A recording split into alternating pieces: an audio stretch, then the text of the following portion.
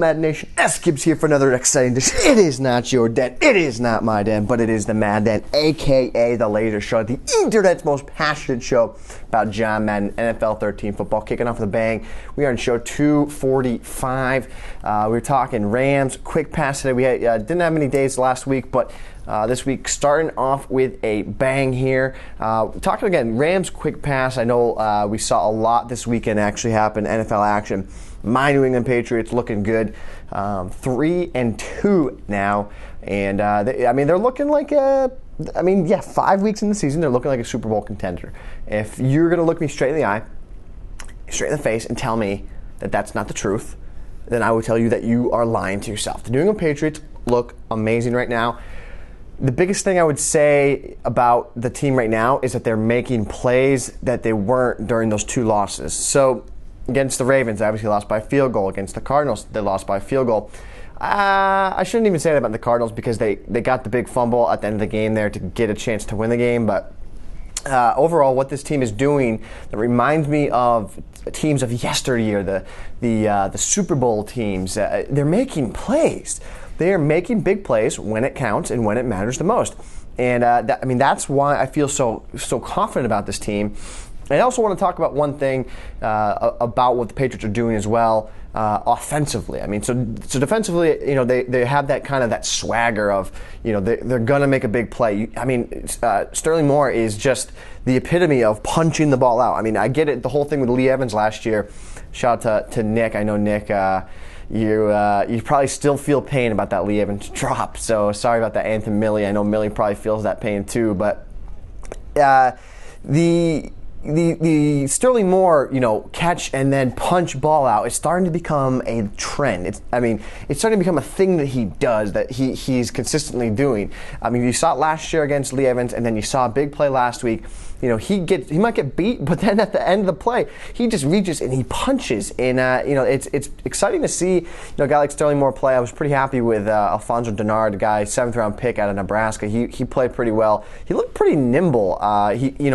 Real thick lower body guy. He looked nimble though. He looked strong. I kind of like him out there. I hope to see some more of him coming up in upcoming weeks. But offensively, I wanted to talk about what the Patriots are doing, and the thing that is happening that the Patriots are doing. This door being open is bothering me, so I'm going to shut it. So the thing the Patriots are doing is they have been running.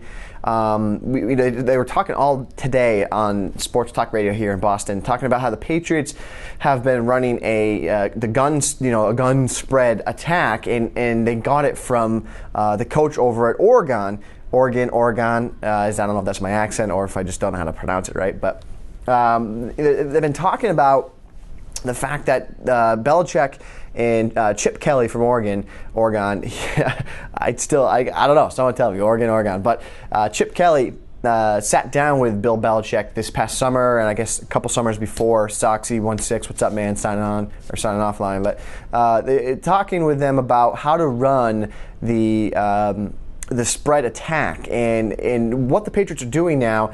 They ran 95 plays this past week. I don't know if you understand, 95 plays. The NFL, from what I'm seeing, is literally starting to turn more into what is, people are saying is Madden football or video game football. 95 plays. They were in a time of possession battle, 35 minutes to 25 minutes, and they ran 95 plays.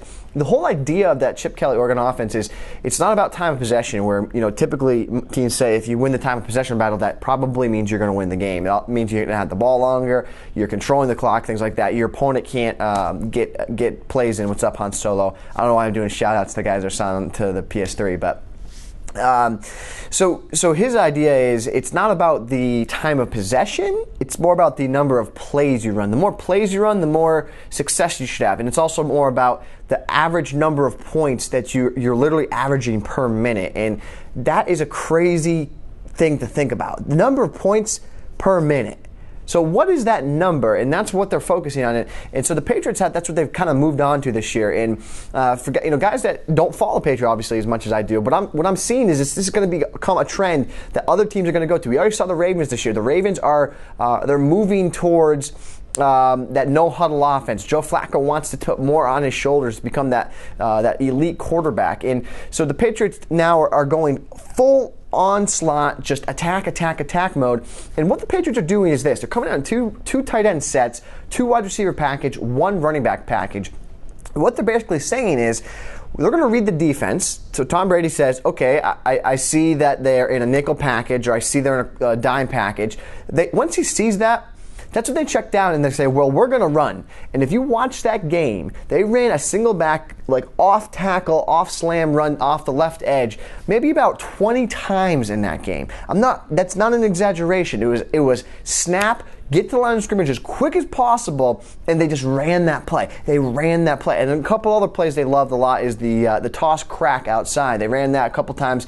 Big down the stretch with Brandon Bolden to close the game out, and a big touchdown run with Stephen Ridley to close that game out as well. But I spit out a bubble, stupid bubble, got in my face. But what I want to talk about was, that sounds a lot like Madden, right? I mean, you have your audibles, and you want to find the defense. This is what we talk about with the 5 steps for success that we always talk about, is that you read the defense and you see what they're in. And then from there, what you want to do is determine what your best play is, what your best option is to have success on that given play. You want, and again, the reason I run no huddle in Madden is because a lot of times my opponent can't adjust quick enough. They simply aren't good enough, or they're just not used to something that fast paced, so they can't get their adjustments in. Their brain doesn't work as quick. That maybe they're just not ready for what they're going to see in that quick no huddle offense. And I really care about running a number of plays, because I think if I run my plays that I know are going to work in certain situations, I feel like the more I run them, the more success I will have over the course of time. So, if I run 10 plays on my offense, maybe you'll shut me down, 5 out of 10 in the beginning of the game. But towards the end of the game, I'm going to run those plays, and I feel as though I'll be more successful the more I run those plays, because I'll have more looks at your defense, and I'll know more about what you want to do. So I think it's pretty interesting where the Patriots are going, what they're trying to do and trying to accomplish. I also heard another interesting fact it was 1998, Bill Walsh. He wrote apparently he wrote a book or something, or it was like I was just going to say a blog post, but 98, that's kind of pushing it for blogs. Definitely wasn't a video blog or a vlog, if you will. But so Bill Walsh posted something, or he did some type of article, and he was saying the future of NFL football, and this is what it is. And the first bullet point of that article, guys, said that teams will no longer huddle. They will only huddle after incomplete passes or stoppage plays. So that was Bill Walsh saying that in 1998, and now we're starting to see that happen here in 2012. You're going to see more and more teams go to this. It's a copycat league. The Patriots have had such success with this, okay? They've been one of the dominant teams in the past decade and a half, and you're going to see more teams get to this because defenses cannot prepare. They just can't prepare. They can't prepare at that speed. They might be able to say, oh, we're going to run the no huddle, but they can't get to the no huddle, and they can't simulate that in practice, how quick the Patriots are actually going. Shout out to 98.5 for talking about that today. 98.5, the Sports Hub, talking about that today. But So that's huge, what I think there. And also another bullet point that I guess that article said was that teams will no longer use long trailing terms for plays. So think of spider Y, 2 banana, backside, X, flag, post, corner, hitch, right? I made that up. But, these long extensions for name of plays, and they're going to insert one name for that play. So what the Patriots are also doing is, so they are using one word to let everyone on the field know what the play is. So for example, say it's salamander, right? So you call salamander, now everyone on the field knows where they need to be. And what they do is they change this up as the games go on and the weeks go on. So I thought that was pretty interesting. I mean, the argument I'm going to say is, you hear all the time, you cannot run all shotgun. You can't run the same play. You can't run no huddle, it's cheese. My serious question is, why is it cheese? Why? Because when you played football 15 years ago, that's not what you learned. And that's dead serious. I'm looking you straight in the eye. That it doesn't matter what you learned 15 years ago. What's happening right now? This is a trend. This is going to continue. This isn't going to be just a Patriots thing. You've seen it in college football. Everyone's going gun spread. You hear them talking about it all over the league. Why are all these rookie quarterbacks coming into the league and being so successful right now, instantly as they get into the league? They're putting up great numbers. It's because they're getting more action in that spread set, learning how to pass in these formations. And that's what's going to continue to happen. So my question and what I'm going to pose to everyone out there is, why are certain things in Madden cheese? Why are certain things, not legit or, regulated? And I understand if you have rules for leagues because you want to try and make the league fair for everyone in that league. But why? My question is, why are certain things still perceived as being cheese or cheap when that's what's happening in the NFL? It's happening whether you like it or not. It doesn't matter what you learned 15 years ago playing Pop Warner football, Pop Warner high school football, whatever you want to call it. Doesn't matter. What's happening right now in the NFL? What are the Patriots doing right now? Because that's what we do in Madden, for the most part. What we do in Madden, what you see me do in Madden, no huddle, have my plays, have my audibles. I learned a lot directly from how the New England Patriots play football. End rant. Now let's talk about the Rams quick pass here. I felt good. I had to get that off my chest. I had to talk about that. I just hit the mic, so you probably heard a little loud. Boop. But let's take a look. I had a couple plays I looked at for the Rams. And first and foremost, we're going to dive in and take a look. Hopefully my picture-in-picture here isn't blocking too much. But you take a look. I want to key in on one play. I just dropped the controller. Now I'm pausing stuff. I am struggling. I'm the mayor of Struggle City. It's tough to lab. So shout out to everyone that labs with two controllers, and I know the typical good spot to rest your controller is right on your knee or your thigh, and then what ends up always happening is it falls on the ground. It just makes the loudest noise ever. It sounds like things are breaking. If you have a wife, you have a girlfriend, you live with a friend, and you do that consistently, you know what I'm saying when I say they always asking, is everything okay in there, or oh boy, did you break that? Because I've probably dropped my controller on my knee like that probably 1,000 times. So anyways, let's go back into the play I wanted to talk about. The play I wanted to look at was halfback angle at a singleback bunch. And I want to show you the adjustments that I make from this play. And the first thing I do here, I like to place the R1 receiver who's a tight end. I put him on a zig pattern because I know that's not going to get pressed. You're on PlayStation 3, so I'm going to place the square receiver out here on the left on a fade. That's going to get unpressed. Defense should be in man-to-man. Yep. This Smith receiver here, what I would do is I'd put him on a drag pattern, or I put him on a slant. The slant against 2 men under, if they're lined properly, they will press. So just be aware of that. And then I would place the far right guy over here, circle on a fade. Now, I think this is one of the better plays in the game, and if I was using a playbook like the Rams playbook here, if I was using the Atlanta Falcons playbook, I'm not joking you when I say I might run a lot of my offense through this play because I think it's that good. I think it has the potential to be one of the better plays in the entire game. So what I would do, though, is I would motion Jackson left. The snap of the ball, he's going to break to the left like that. Then you're going to have a couple different options on this play. So as I was saying, so PlayStation 3 here, you're going to see the left receiver does not get pressed. So that's your first guy that you know you have unbumpable. But because this is a quick pass, you're going to see he's going to get inside position. But because this is a quick pass, what I want to show you here is that the first option is going to be to Steven Jackson on this comeback route, this little angle pattern. He's going to break inside. That's a snap, throw the ball to him as you right about there, you want to throw it to him. Next, you have the tight end over here to the right who's breaking out on the zig pattern. That's also going to be a quick pass. You can snap throw it right there for a quick pass, or you can wait for him to break now outside like I did there and get a better throw. You'll get more yards there. Now you also have the slant over the middle of the field, which is a nice option. Let me show you here. Now motion Jackson out. So here's the route to Jackson, snap, throw it to him there, and Freeney, Dwight Freeney's brother or something, Freeney, Mr. Feeney. If you don't like Boy Meets World, I don't like you. Steven Jackson. So here it is again. Throw a pick there, but the timing of it, you just want to snap it, and you could throw it right about there maybe, and you're just looking for a couple yards. This is going to work better against a dime set, and what I mean by that is dime sets are going to have, so it's stock, this 4-3, the linebackers matched up right about here. So dime, the defensive back is going to be about right here, and let me show you why that works better. So if I motion Jackson to the left, you're going to see that he's going to get better inside position against him as he breaks over the middle of the field.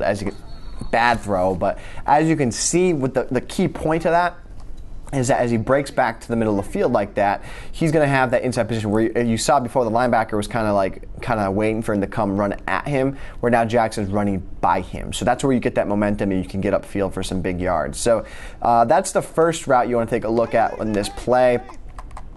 Here's the next one I would show you, I'd recommend is this. Snap, throw the ball to the tight end. That's your next option. You're going to snap, throw to the tight end. Between these two things, your opponent's going to start, I'm going to show you what I expect your opponent to do and what you'd want to do to work around it. So here's Jackson again. Now your next read would be the route over the middle of the field, the slant. That's the next quick pass. So you can see what we are doing with this quick pass and why I love it so much is that you have Jackson quick pass left, the tight end quick pass right, and then you have the slant over the middle of the field, which is also can be a quick pass against the right defense. You don't want to throw that if there's a spy there, but and then your last option would be the two fades on the outside. So here's Jackson. I like it against PlayStation 3. I'm always going to kind of target that guy. Click on and make the catch. It's a user play. And again, because he's not going to get pressed on that side unless they mainly press him or if they put a light zone over there. Then your last option, okay, you have two different things. You can wait for that R1 route to break to the sideline as it did there. And as you see, it got open. I wanted to actually throw to Jackson there, but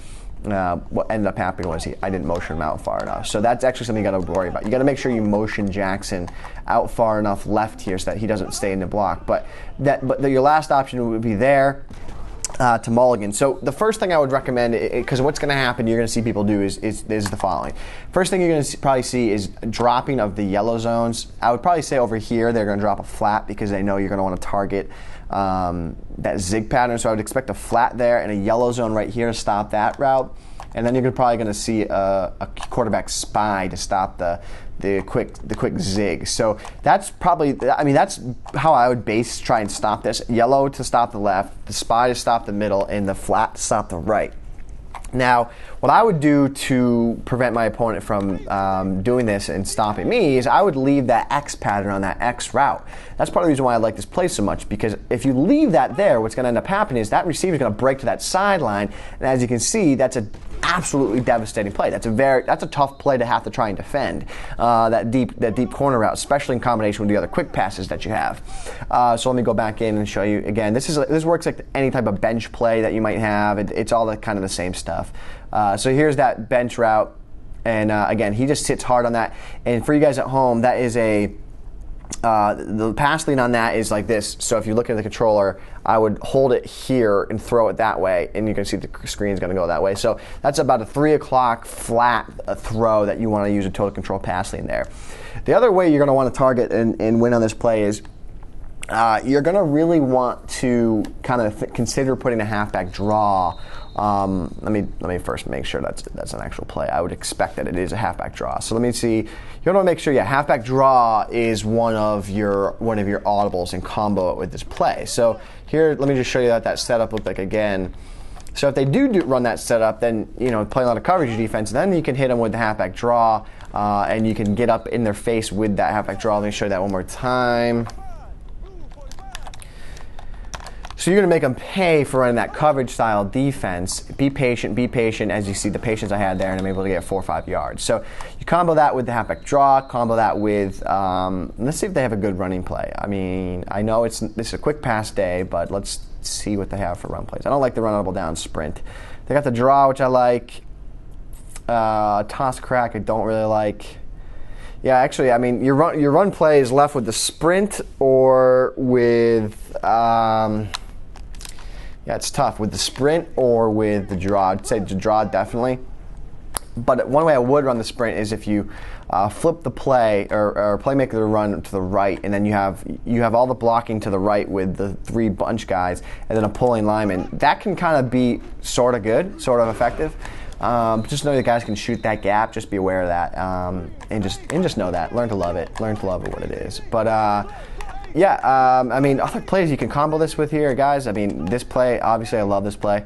We talked about it many times. It's the quick audible right. You place R1 on a zig, block the halfback, Amendola on the left on a fade. And against man-to-man, this circle route over here just kills it, just crushes it. You can just throw a pass lead up, and you're going to get inside position. Let me show you that again. I was lazy there. I didn't click on and make the catch. So here it is again.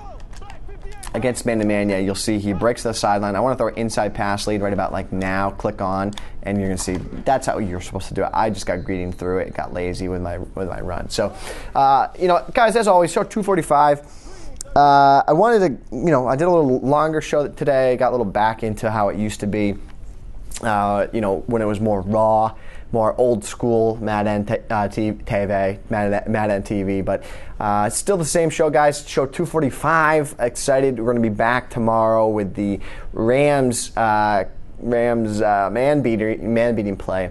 A couple different plays. I mean, we showed you a bunch of man beaters right here, right now. But all the couple news housekeeping things. Tomorrow, TWIM is at 8 p.m. Eastern. www.maddentips.com/TWIM. Make sure you're there 8 p.m. Eastern. Also, other things coming up next week will be, or actually not next week, but our Madden 13 app is on release right now. It's live. You can go pick it up.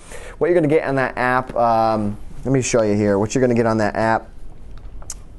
I don't even know if this is going to work, but what you get from the app is you get the Chicago Bears free, and basically it's the print guide, and then we kind of turn it into an app, and you get video breakdowns of all the plays from the print guide of your team. So you can buy one team for 99 cents. So say you're a diehard Minnesota Vikings fan, you can get the app, go buy the Vikings for 99 cents, and you're going to get, if you had the print guide, you turn open to the Vikings page, and you're going to get all that content and then video breakdowns of the plays that we show. So that's what you get for 99 cents. You can get the whole thing for $10, so that's a pretty good deal. It's pretty neat to have. It's nice to have mobile. So it's pretty good. Check that out. You can go to on iPhone, iPad. Sorry, Android guys, it's not available. We don't have it on Android. We do have it on iPhone and iPad. You can find it under Madden Strategy, or if you type in Madden 13, Madden NFL 13, we will show up. You will see us there. Any questions about it, let me know. You hit me up on Twitter at Sgibs7 or email me, sgibs@maddentips.com. But as always, guys, show 245. We are back. And guys, as always, we are changing the Madden community, and we are doing it one snap at a time.